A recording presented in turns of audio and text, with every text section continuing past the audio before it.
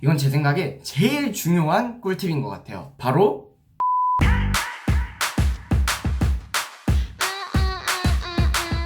유아!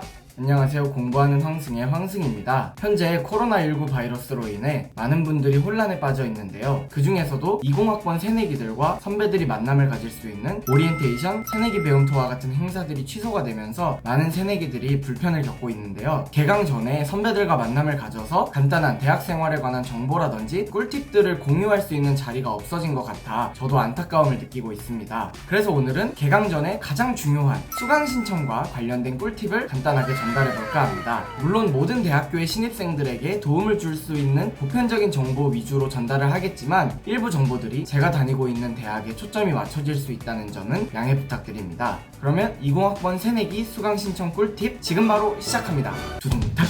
자, 첫 번째, 시간표를 정할 때는 당연히 시간이 제일 중요합니다. 저의 개인적인 입장에서는 1교시와 2교시는 비추천합니다. 물론 이거는 개인마다 다른 거지만 본인이 아침에 정말 잘 일어나고 아침형 인간을 사는 사람이라면 얼마든지 1, 2교시에 시간표를 넣으셔도 걱정이 없으실 것 같아요. 하지만 제가 신입생이었을 때를 기억해보자면 특히 신입생 때는 술 약속 자리라던가 밥약과 같은 일정이 많아서 밤늦게 일정이 끝나는 경우가 많아요. 그리고 갓 대학에 들어간 설렘 때문에 동기들과 함께 밤새 술을 마시기도 하고 밤새 놀기도 하고 이런 경우가 굉장히 흔해서 다음날 1교시에 수업이 있으면은 굉장히 부담스러웠던 경험이 있습니다. 그리고 시간만큼 중요한 것이 장소입니다. 물론 연세대학교 1학년 학생들 같은 경우에는 모두 송도 기숙사에서 생활을 하기 때문에 강의 건물이 그리 멀지 않게 다 비슷비슷하게 모여 있어요. 하지만 몇몇 대학들은 한 건물과 한 건물의 거리가 매우 먼 경우가 있어가지고 바로 연강으로 붙어 있을 때 10분 만에 이동하는 게 불가하는 경우가 생길 수도 있잖아요. 그래서 본인이 아침에 잘 일어나는 타입인지 그리고 장소, 동선이 이동하는 데 괜찮은지를 파악해서 시간표를 짜시면 좋을 것 같습니다.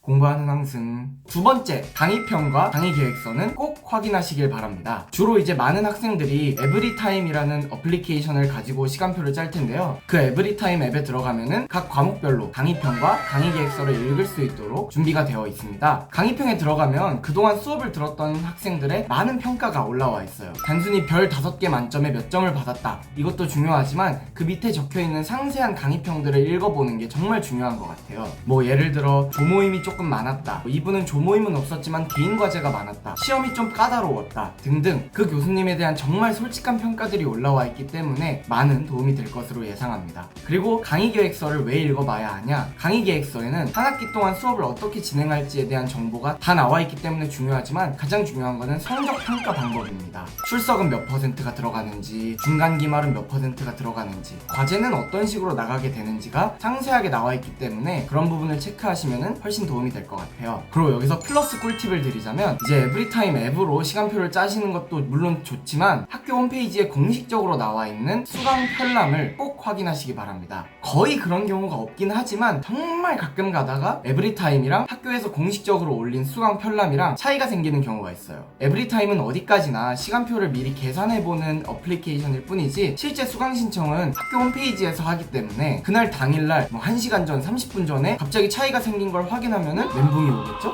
그래서 적어도 하루 전날에는 수강 편람을 확인해보시는 게 좋지 않을까라는 생각이 듭니다. 그리고 많은 학생들이 대학에 와서 가지고 있는 꿈, 공강이죠. 바로 하루를 통째로 시간표를 넣어놓지 않는 것입니다. 대부분의 학생들은 금공강이나 월공강을 많이 만들어요. 왜냐하면 주말과 이어서 3일을 연속으로 쉴 수 있다는 생각이기 때문인데요.